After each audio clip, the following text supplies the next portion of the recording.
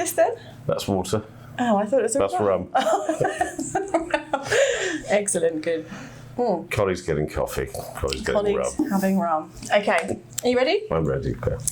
Hi everyone, welcome to Colleagues Getting Coffee. My name is Annelies James and today I'm in a fantastically beautiful location with a fantastically beautiful man, Dich Oatley of the Portsmouth Distillery Company. Hey. Hi. No coffee here, thank you very much No, indeed. he's a rum. Proper He's rum. A colleagues having a rum. So, Dich, tell us about this. I've never been here. I drove in. This is an incredible space. Tell me about the distillery. Well, we had kind of sort of three lines in the sand about 5 years ago when we were discussing this crazy venture. Firstly, it wasn't going to be a gin distillery. I think even back then, starting a gin business, I think you were barking mad.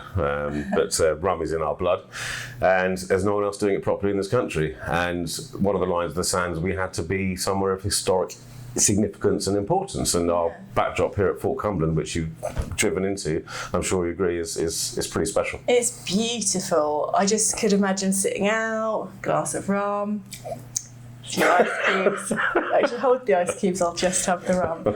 Excellent. So how did it, so you just decided it had to happen. So did you have experience in distilleries beforehand, or was it just brand new? No, it's pretty much brand new. So my two business partners, they're the actual founders of the Portsmouth Distillery.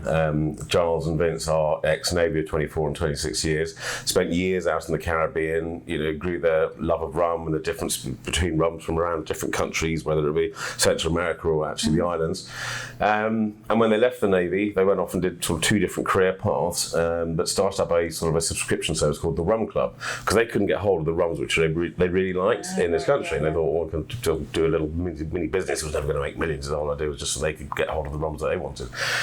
And they'd have a few on a Friday night in the local pub and say, one day we'll have our own distillery. And when Vince was made redundant in August 2017, he basically turned around to Giles and went, how's about it then? I love this. And so that's how it sort of happened. So, the whole venture was, we had to be creating rum in a very unique way, and we are the only people in the country doing it the way that we do. It seems to be going down well, which is lovely to know. Of course, we also make gin, because we're stupid not to, and the main botanicals for Fort gin grow here within the walls of Fort Cumberland. So what is the secret sauce? How do you make your secret magical rum? Secret magical rum is to not make it out of molasses. Molasses is your Bacardis, your 15 quid a litre at Sainsbury's that says white rum on it. A type of rum where you have to put flavours in to make it bearable. You cannot have Bacardi on the rocks like this. Excuse me. This is making me want to drink your rum. So we knew, I said, we had to be in a historic building. We weren't going to make a molasses-based rum. Without wanting to get into too much of the technical detail, basically we import dehydrated sugarcane juice from a plantation in Costa Rica. Oh, wow. Which we then boil up to create a syrup, which is the second level of our process, a unique process in this country. Fermented for 2.5 weeks, which is about at least a week longer than most people do it around the world. And then we distill it twice just to come up with our unaged white rum. Oh my goodness. I absolutely love rum. And I totally agree, because you can't get certain rums across the globe. I like to travel and I'm always sad because I'm like, so this is amazing. Do it yourself. Indeed. And we've literally just launched, as in the middle of last year, England's first ever 3-year-old aged rum. There we're number 4. You must try it before you leave. I definitely will. I think we might get it on camera too. I'll be like, just downing a bottle of rum. No. Okay, interesting. I'm interested in this. Obviously, the channel is about kind of distilling some pearls of wisdom. I suppose my first question is, how is it working in a partnership? Does it always go smoothly? Is it a good idea to work in partnership? As in what? With business partners? Yeah, so 3 people working together. How does that work? Well, we have our moments, of course, as any relationship does. But the great thing is that we all bring something to the table. And that's been key from sort of the October 2018 when we actually started focusing. We actually had a product to sell. It is that working together. There is friction. Of course, there's friction. There's friction in any relationship. Have you met my wife? But again, it's learning to move forward. And because we're in this situation where we're not hanging off the coattails of something that someone else has done in this country. We're at the vanguard of rum production in this country. So we are we can't learn off anybody else, really. So we are making the mistakes as we go, hopefully not too many, and obviously you don't want to repeat any mistakes. And that's really, I think a failure is a really important part of business, actually, and I think a lot of people shy away from that. But the more I hear from people who fail and try again and start again and even share that failure so other people can be successful, I think that's a massive part of business and success. And you try, and then you get the great outcome that you wanted. And it's worth it, and you're like, oh, what a great feeling. Yeah, no, I think there is definitely, you're right, Annelies, so there's definitely sort of a element of that, and it's, I guess, it's also, as I said, being at the forefront, we've got no one we can ask. Yeah, so at the forefront, what's the plan? Like, what is the plan? Well, the plan is to obviously drive, I hate using the word category because that's really industry specific, but drive the category of rum production in this country. So there are other people making rum in this country, but not necessarily doing a brilliant job. When we get phone calls going, whether it be a gin distillery going, well, we're going to make some rum, we go, brilliant. Please make sure you do the research and do it properly, because otherwise, it just ends up being spiced to cover up the fact that it's not very good, and then that gets put out. Or people will buy in big vats of rum from the Caribbean, put a bit of Devonshire water in it, and call it a British product, and it's not a British product. Naughty. But again, it's about education. I mean, our 1968 unaged white rum, which I'm drinking here, is our hardest sell because everyone's got an image of what white rum is. It's the stuff you went to the park with your 15-year-old friends, got absolutely tanked, threw up everywhere. What do you know about my past? We've all been there. And so everyone's got this image of what white rum is. So it is very much an education piece for us. Yeah. And that's our challenge as a business is it's getting liquid to lips so that people understand that there is some good stuff out there. I love that. And how can people get involved then? How can people buy your product? Can people come on tours? Like, what happens? Well, the great thing about this setup, which you can see here at Fort Cumberland, is we've got these two 12x6 metre marquees where we do monthly comedy nights, we do parties, we do corporate events, we've done weddings here now. And we're open, we're here. Obviously all the usual onlines and bits and pieces like that. But as a backdrop here at Fort Cumberland, we need to use this outside space, and as a business, it has become a very important revenue stream.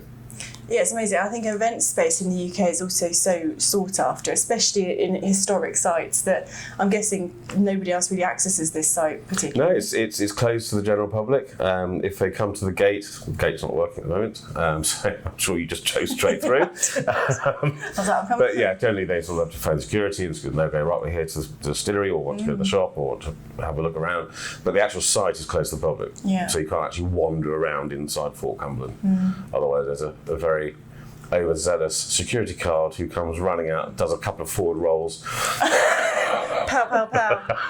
I love that. Your name's not on the list, you're not coming in. Pretty much, yeah. But as I say, it works for us in a certain way because the security is there. Yeah. And so, the tax man, the HMRC, they signed off our licenses to be a distiller and to be able to hold spirits here pretty quickly because 8-foot thick walls, 24-hour security, it kind of works. So they say quite often that Portsmouth is not a city, it's a village. And I'm wondering, because you guys are a little bit on the outskirts of that, where you physically are based, how does it work in terms of collaboration with the city specific? 2 vans. Oh yeah. That sounds really simplistic, but it is.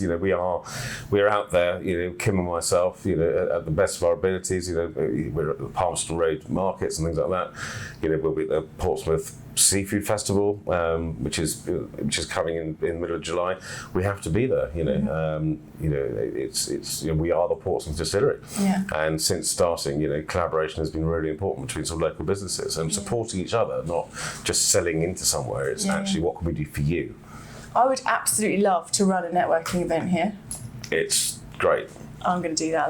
We'll talk about that offline, but I'm well into that because I think that Portsmouth is actually really, compared to Southampton, is a city that does really support one another and everybody sort of helps to grow one another.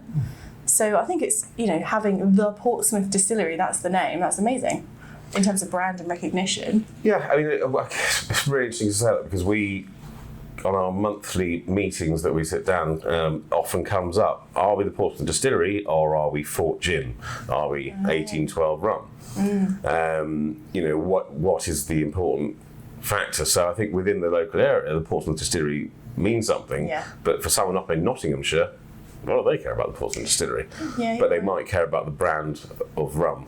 Yeah. So it's a ongoing round conversation we have, and we still haven't nailed it yet. I think it'll probably emerge, won't it?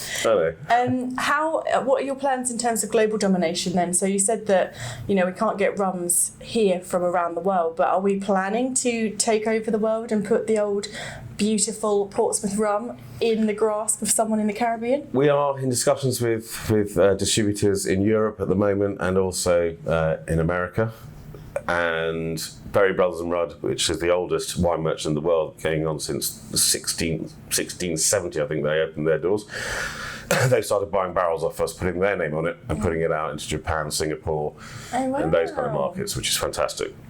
Because if it's good enough for them, they've got the royal seal as well. Yeah. Amazing. So we're very, very chuffed with that. Very chuffed. So I suppose what we're saying today is people get involved, come and do an event, come and take a tour, go to local markets, spread the word. That's what it's all about. Let's get Portsmouth. And the juice is pretty good too. Absolutely. On that note, shall we try some? I think it's a very good idea. Yay! Happy days all around. This is so exciting. This is literally every one of my TV host fantasies. The ones where they're like creating a breakfast together and then we sample it. So what are we going to sample, Dich? Okay, so obviously I really want you to try the England's first ever 3-year-old rum, our 1812, but I think it's really important to find out how it actually starts off when it comes fresh off the still with our 1968 unaged white rum. Oh my goodness. Try that. Right. Okay, so this is white rum. It is indeed. Ooh, smells delish. So it's named 1968 after Vince and Charles's birth dates at the start of the distillery journey when they were born. That's tasty. Bacardi, that is not. It's really strong, but it's got this really sweet edge.